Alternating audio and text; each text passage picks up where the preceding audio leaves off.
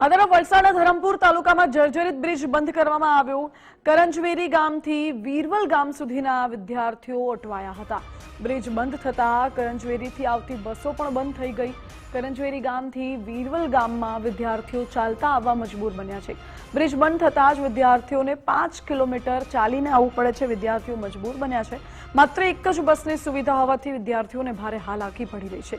તાત્કાલિક ધોરણે અહીં વૈકલ્પિક વ્યવસ્થા કરવામાં આવે તેવી લોકોની માંગ છે। વિદ્યાર્થીઓને ભારે હાલાકી પડી રહી છે, જે દૂર કરવામાં આવે તેવી પણ માંગ।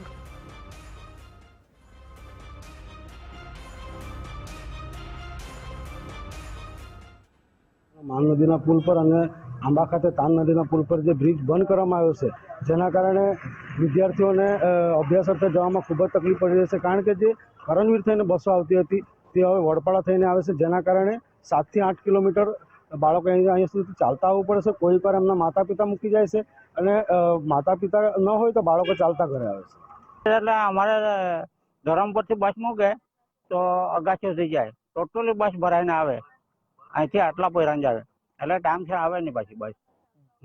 એટલે પોયરાનો ભોજ બગડે એવું ને બસ અહીંયાથી ચીખલી જાય, સુરત જાય, ચીખલી જાય, બિલ્લીમરા બસ જાય। અગાસીમાં પોયરા ઘણા ભણે એટલે આ વધારે તકલીફ પડે અમારે પોયરાઓને। શું માંગ છે? અમારે બસ રેગ્યુલર આવી જોઈએ, ટાઈમસર આવી જોઈએ ને ટાઈમસર પોયરાને લઈ આવી જોઈએ। અમારે ઘરથી 7:30 વાગે નીકળવું પડે છે અને અહીંયા ચાલતું આવવું પડે છે। અહીંયા અમારે 1-2 કલાક બેસી રહેવું પડે છે, ત્યારે બસ આવે છે। તમારી શું માંગ છે? બસ ટાઈમસર આવે। એટલે ક્યાં સુધી આવે?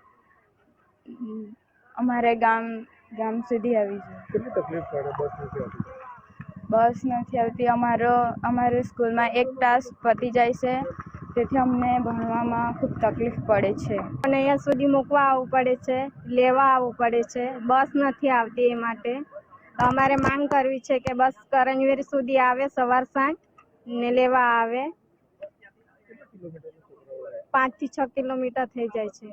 અને બસ ની આવત એક જ બસ આવતી છે કે કેટલી બસ હા, આવે છે? એક જ બસ, અગાસી બસ એક જ છે। એ સવારના આવતી હતી પણ એ ત્યાં બંધ કર્યું એટલે નથી આવતી।